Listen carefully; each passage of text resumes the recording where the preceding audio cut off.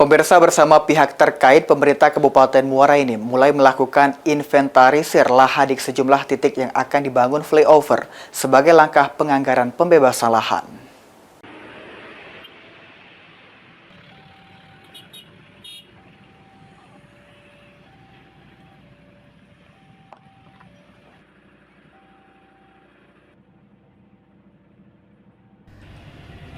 Pemerintah Kabupaten Muara Enim saat ini telah melakukan tahap perencanaan pembangunan flyover sebagai proyek strategis di bidang infrastruktur jalan.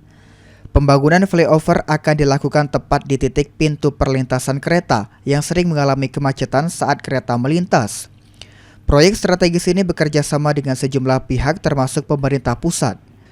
Dijelaskan Bupati Muara Enim Edison, guna mempercepat proses pembangunan flyover yang ditunggu masyarakat Muara Enim dan pengguna jalan lainnya, pemerintah kabupaten sudah melakukan inventarisir lokasi pembangunan flyover.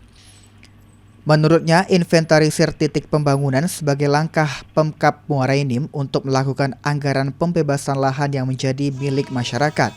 Setelah inventarisir lahan untuk dana pembebasan lahan akan langsung dianggarkan oleh pemerintah provinsi. Kemarin tim terpadu antara Kabupaten Muara Enim dengan pemerintah provinsi sudah turun ke lapangan untuk persiapan inventarisasi lahan masyarakat yang akan dibebaskan.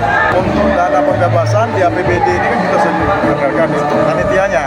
Nah, untuk biaya penggantiannya itu dianggarkan oleh APBD provinsi, fisiknya oleh provinsi. Sudah 2 flyover yang selesai dibangun, namun masih terdapat 4 proyek pembangunan flyover di atas perlintasan kereta saat ini yang sudah dalam proses persiapan di perlintasan pusat kota Muara Enim. Mardiansyah, PAL TV.